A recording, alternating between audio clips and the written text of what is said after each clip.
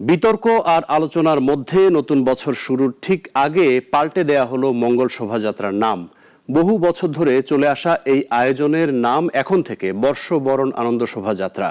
আয়োজকরা বলছেন নাম বদল নয়, বরং পুরনো নাম ফিরিয়ে আনা হয়েছে। এজন্য কোনো চাপও ছিল না। মুনিয়া জ্যোতি রিপোর্ট। বাংলা বর্ষবরণের অন্যতম আয়োজন মঙ্গল শোভাযাত্রা নামটি এবারের আয়োজনে থাকবে না, তেমন ইঙ্গিত পাওয়া গিয়েছিল আগেই। এবার সেটিই সত্যি হলো। একে বর্ষবরণ আনন্দ শোভাযাত্রা নামকরণ করেছে ঢাকা বিশ্ববিদ্যালয়ের চারুকলা অনুষদ। তখন নাম ছিল আনন্দ শোভাযাত্রা। ঢাকা বিশ্ববিদ্যালয়ের সিন্ডিকেট সভায় চূড়ান্ত হবার পর আজ চারুকলা অনুষদে এক সংবাদ সম্মেলনে জানানো হয়, মঙ্গল শোভাযাত্রা নাম পরিবর্তন করা হয়নি, বরং আগে এর নাম আনন্দ শোভাযাত্রা ছিল, সেই নামই পুনরুদ্ধার করা হয়েছে।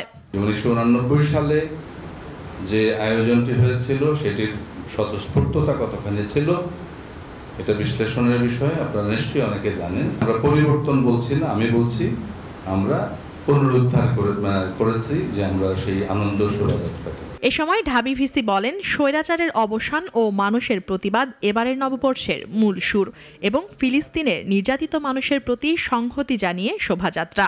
আনন্দ শোভাযাত্রার নববর্ষে আমরা এবার যেটি মূল প্রতিপাদ্য করেছি, প্রতিপাদ্যে দুটো মেসেজ আছে।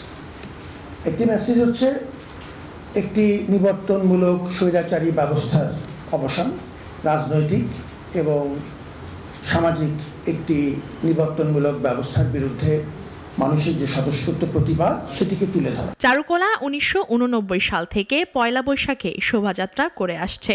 শুরুতে নাম ছিল আনন্দ শোভাযাত্রা। 90-এর দশকে স্বৈরাচার বিরোধী আন্দোলনের প্রেক্ষাপটে নামকরণ করা হয়েছিল মঙ্গল শোভাযাত্রা। 2016 সালে ইউনেস্কো এই শোভাযাত্রাকে বিশ্বের গুরুত্বপূর্ণ সাংস্কৃতিক ঐতিহ্যের তালিকায় অন্তর্ভুক্ত করে।